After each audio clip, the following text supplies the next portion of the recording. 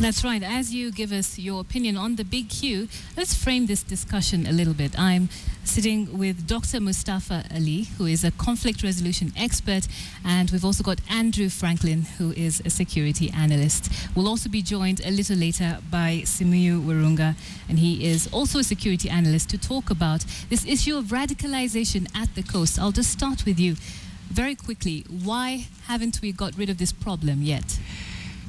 Yeah, the reason why we haven't gotten rid of the problem is simply because we do not have a systematic strategy in place to address and resolve what is obviously becoming an increasingly national crisis. A systematic strategy That we don't have. So raiding mosques is not a systematic strategy? I don't think raiding mosques is a systematic strategy. That's just reacting to a situation that is there. We need to have, this is becoming a systemic problem. If it was not a systemic problem, we could have resolved it in 2011. In 2014, we still have this challenge. Why? Why, Andrew? Well, we continue to do the same things over and over again. Mass arrests, sweeping dawn raids on mosques. We don't address any of the root causes of youth alienation at the coast, which leads to radicalization. In fact, we have turned the entire situation into an us versus them scenario, where increasing levels of violence are met by increasing levels of resistance. And then we do the same things over and over and over again. So what do we need to do differently? We need to have some sort of comprehensive approach where we don't see Muslims as the enemy, where we in fact get to the bottom of who's killing which so-called radical preachers. And also we need to get a handle on our borders so that we don't have this free interchange of radicalization of weapons, perhaps crossing from Somalia into Lamu County and down the coast.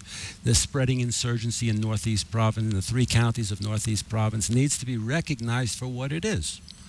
There is a notion that we have moderate preachers, but they're being killed now by radical adherents.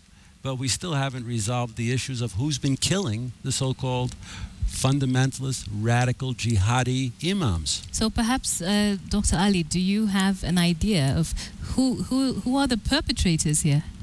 But I don't know who are the perpetrators of these killings, those who are killing the violently extremist clerics, those who are killing the mainstream clerics, and those who are killing other people.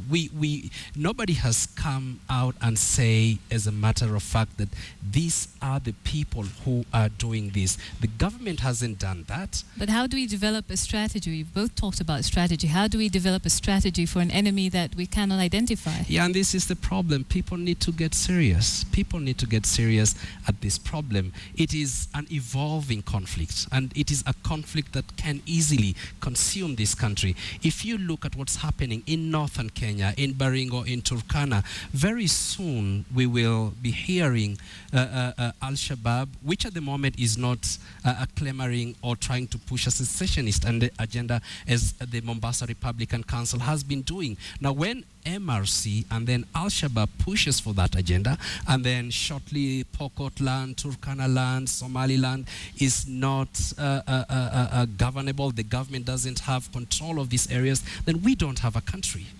Andrew, you talked about alienation of the youth. The arrest of over 250 yesterday, is that going to contribute to that? No, the youth alienation has become a national problem. It's not just confined to the coast.